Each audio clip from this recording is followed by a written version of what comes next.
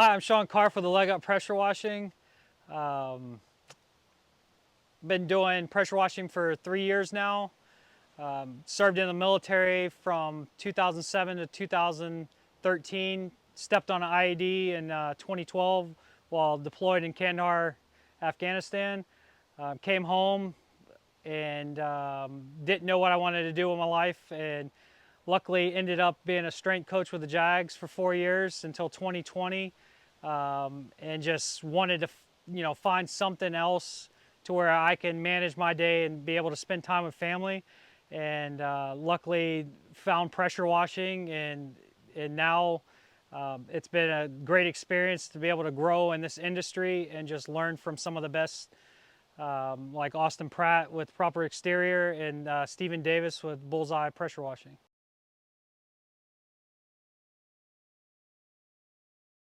So while with the Jags, I decided I wanted to do something differently, and a good friend of mine, Stephen Davis with Bullseye Pressure Washing, he had a enclosed trailer that had some old equipment, 4 gallon per minute machine, and very basic, and it was a great setup for somebody that was just beginning. And so I used that for about 6 months, and then everything started falling apart, and it was time to, upgrade. And so I wanted to go with a 8 gallon per minute machine that I can, get jobs done faster and more efficiently. And so Stephen Davis helped me set up that original, the new enclosed trailer, and I ran out of that for about 6 months and decided I wanted to upgrade and add a second 8 gallon machine just in case if that, one machine went down, I had something as a backup. And so Austin Pratt with Proper Exterior, we took everything out of the enclosed trailer and then redid the flooring, redid the whole setup to, enable it to have two 8 gallon machines. And so from there, that trailer started falling apart, and looking at his setup with his flatbeds, I was like, that's something that I would rather have, to where I don't have to pull a trailer. I don't have to worry about, this trailer breaking down again and then having to redo another trailer. And then just talking with him, I knew exactly, like, it's, the flatbed was the way for me. I don't have to pull a trailer. I don't have to worry about anything to do with a trailer. And honestly, after, Austin set this one up, I will never go back to a trailer ever again, because this is way more efficient. It's set up exactly like I want it, and it makes working out of so easy. Honestly, looking back and climbing in and out of that trailer, of that enclosed trailer, all day, every day, like, it was very taxing, just opening, getting inside, jumping out. Like, this thing, we're knocking out jobs way easier, and everything's set up the way it needs to be.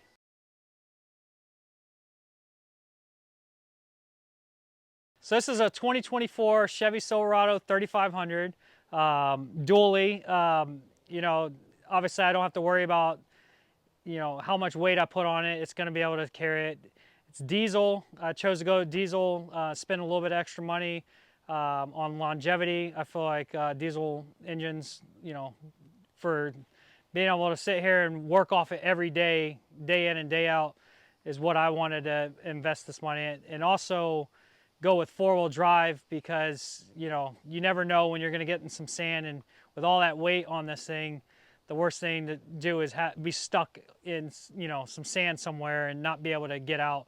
So I chose to go with that. And obviously it's a crew cab, and I wanted to have a crew cab just to have extra room in the back to be able to store things, or if I, have extra people ride with me, they still have seating in the back. Downfall, I lost, instead of having a 12-foot bed and having more availability, more room space, I lost, having a 9-foot bed. Obviously would have probably gone with a bigger water tank, but hindsight 2020, couldn't be happier with, you know, the way the equipment's set up.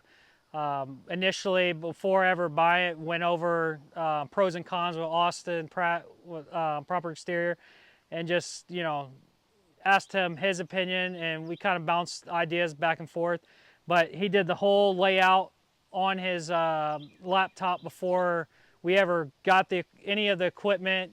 Obviously, I had some of the, you know, stuff already, but just laid everything out to exactly how it was going to be once we started the build. Obviously, he started the build. I didn't build it, but so it was comforting to know before we ever had any of the equipment that everything was going to fit, and it was going to fit exactly how he envisioned and planned it out to be.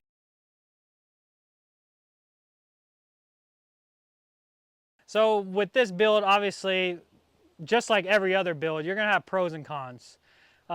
Pros, very easy to maneuver in neighborhoods. You know, obviously, if you're pulling a trailer, you come into some cul-de-sacs and you'll have people parked in the cul-de-sac, and you can't. It's hard to try to turn around and maneuver. So with that, I mean, having this flatbed, I could turn right around in a driveway if I have to, and so that has made life so easy. Especially working in these neighborhoods that the houses are right on top of each other. You don't have to worry about the trailer blocking somebody else's driveway. I'm literally the length of a vehicle, so anywhere I go, I should be able to pull up, and especially in townhomes, they're literally, the driveways are right on top of each other, so I can park right in front of that person's driveway and not be blocking, you know, the next driveway. So not wasting time sitting there trying to have to disconnect and move for the person to get out of the driveway. Pro also, everything has its spot. You know, wherever the equipment goes, that's where it's going to go, because you don't have a ton of space to just throw it in. Like if I had the enclosed trailer, I could just toss stuff in there.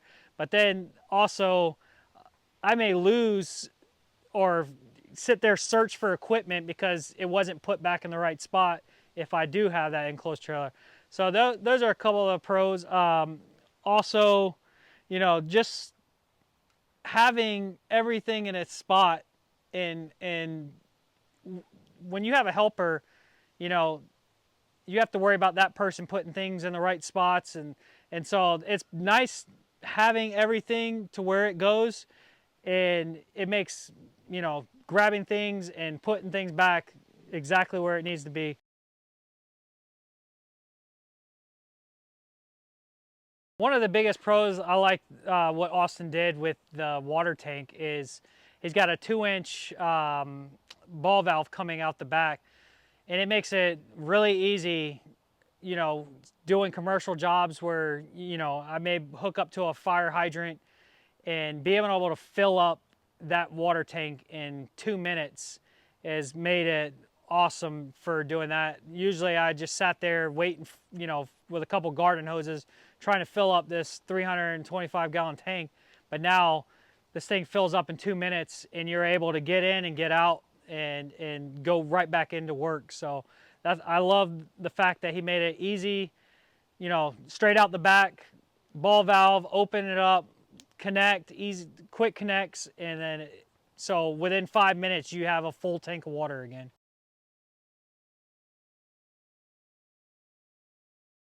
So the logo, you know, military, I wanted to incorporate that into my business, and just being infantry, everybody knows the cross rifles stands for infantry. So Wounded Warrior Project helped me create this design, and they worked with an outside company, and you know, on doing the design. So I love the fact that they incorporated that military theme, the prosthetic, the wand. It's just, honestly, I couldn't be happier with the logo that was designed. I also wanted to make sure that when people do see the wrap, that they know that Wounded Warrior Project had a hand in this, in not only the, you know, the business side of it, but just me personally and my growth and my personal development.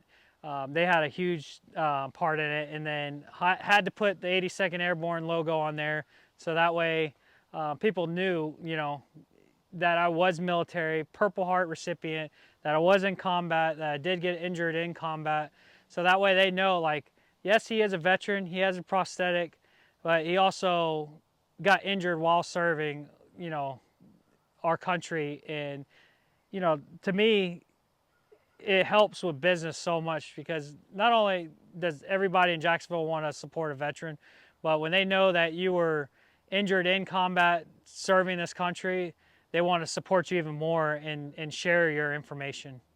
So I can't be happier, you know, from the name, the logo, everything, how it was pieced together, just everything about the business.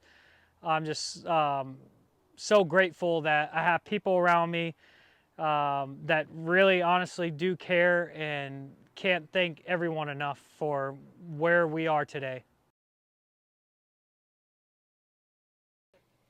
I've got Sean's truck here. Just wanted to go over a couple things. We got this truck with basically the flatbed and the cab and chassis, and then we outfitted it with everything else that you see here. We have a couple in-network companies that we use for stuff like the ladder rack and the wrap, but we handle all that stuff here for you. So if there's something that you need or you want something designed, we can take care of all of that. So he basically brought us this. We set it up, let him know when it was done, and it's been an awesome experience with Sean. He was thrilled. You know, he uses this truck basically every single day. He's out there putting a hurting on it, and it's held up. There's, you know, some minor flaws here and there that, you know, over time they start to show themselves, and we make it, you know, right and fix them. But overall, I mean, he's really had no issues with it. We're going to go over some of the equipment that he decided to go with here. We've got two King's 18-inch electric reels. We've got two of the Titan 18-inch electric reels. He's got a 12-volt, two pressure washers, and some garden hose going in. A couple of things that we do differently here is we allow for multiple waters into the tanks. So if you get into some of those situations where, you know, you're in some of these areas that the water's not great coming out of the house, you can run one garden hose from your reel into the tank to one spigot, and then you can run another connection from a secondary hose that also goes into the tank. That's on a float valve. It's going to shut off when it needs to, and you get the maximum amount of water going in on a residential side to be able to keep up with some of this equipment. So this truck's typically running 2 people at all times, so you need every single drop of water in order to keep up with that workload. So keep in mind, this truck has been out in the field for about 6 months now, so you're going to see a little bit of wear and tear throughout. But another thing that we've done with this build is he's got a downstream block up here with check valves. This allows him to pick between water, bleach, and soap, or bleach and soap, and it feeds to both of the chemical injectors that we have over here. So he can set whatever he needs to there. He can rinse it out all in one place. You just flick a valve, and it's really easy to use. Over here on the 12-volt side, we've got a couple special things going on here. We've got a clear manifold, so it's really easy to see where or if there's any air leaks or something's acting up. We've got GF metering valves here. They're all 1/2 inch. We've got our custom labels on them, so it's very easy out in the field for Sean or his helpers or whoever's with him to easily come over here and make adjustments on the fly. There's no guesswork or miscommunication. You're not going to have an issue on a house wash or something and you're killing a bunch of plants. Down here, we've got our ratio chart. This allows, again, same thing, you know, if one of your guys needs to look at this and say, okay, we've got a vinyl house, we need to put our bleach at about 1%. It's very self-explanatory and it's very easy to use. Behind this bracket here, we've got a 5 gallon a minute 12-volt pump. It's at about 60 to 100 PSI, depending on which one we have on there. And over here, you can't see it on camera, but there's a well switch on here. This allows us to bypass the factory pressure switch that would normally be right here. So we don't have any more issues with pressure switches prematurely going out. He's getting a lot longer life out in the field with these. And the best part about it is these well switches, you can find them at any of your local big box stores. They're about 25 bucks, and it takes, say, 15 minutes to swap them out. So we found that to be a really big pro with the 12-volt pumps, and they're just awesome. So moving over here to this side of the truck, we set these up with jumper hoses over to some ball valves. This does a couple things. One, it allows for a common area to run a Siamese kit, because this truck does get about 16 gallons a minute coming out whenever they need it to run a mower or larger surface cleaner, or just for rinsing down large areas. It allows you to easily hook that up. This also keeps all the chemicals off of the truck when you're downstreaming. So you're going to plug your injector to whatever machine you're using, and then run your drop tube, that's tucked back behind the reels, over to the bleach tank, and it keeps everything dripping off the truck. So that's going to help with wear and tear on the bed, and just kind of anywhere around here. You don't really have to worry about a lot of that. On the back here, we've got two GX690s. They're 8 gallon a minute belt drive machines, about 3,500 PSI. It's very easy to access, do your maintenance. There's plenty of room to change out, whatever you need to change out. We've got our 2-inch connection that we were talking about earlier here. This is for his fire hydrant. So he can easily drain the tank out or hook his cam lock up to this in a meter.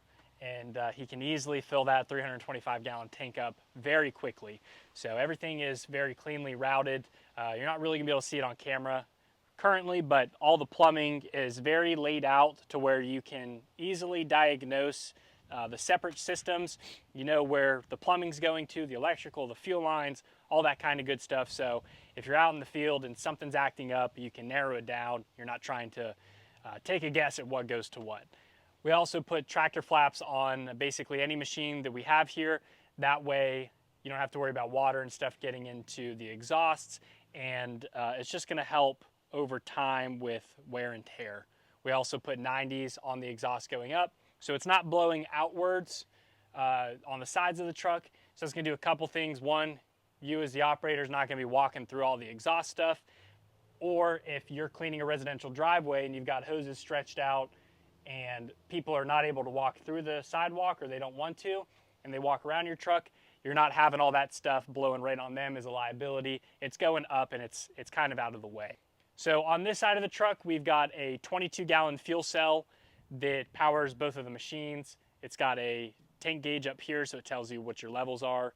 Over here, we've got I believe this is a 16 gallon soap tank. This feeds into the downstream and the 12 volt, so he can put whatever he needs to in here to be able to add into his mixture.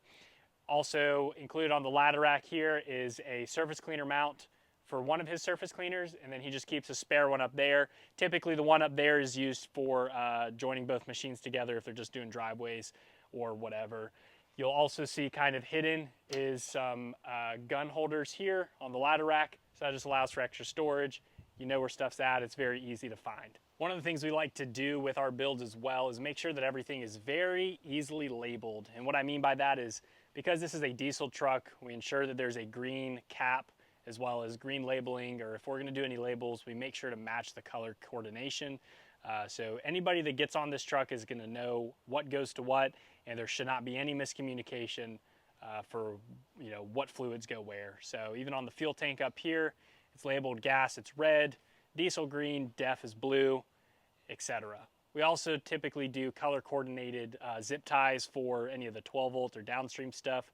Red being bleach or hot water, blue being fresh water, and then green or yellow is typically your soap, surfactant, or neutralizer, just depending on what the setup is and some variables. Down here we've got Sean's electrical system. These are two 12 volt batteries, so we've got a 2-bank system going on here. Back here we've got a 12 volt onboard charger. So that basically ties into the truck's electrical system. Every time that truck comes on, it'll sense positive feedback through an ignition wire, and it'll send the extra charge to these batteries whenever he's driving. So for example, if he's got a couple roof washes back to back, and for whatever reason he's not running the pressure washers, he's able to just drive and allow the truck to charge. So we make sure these batteries are always taken care of. In the back here, you're not gonna be able to see on camera, he's got 2 circuit breakers that are labeled, so he knows what breakers go to which, and it allows him every night to shut them off to make sure that nothing is pulling a charge off of it. He's also got some storage boxes down here, or as we like to call them, oh shit kits, with associated fittings, O-rings, ball valves, pretty much anything and everything you're gonna need while you're out there in the field. So you can kind of limit your downtime, and unless something catastrophic happens, you've got that spare part there when you need it.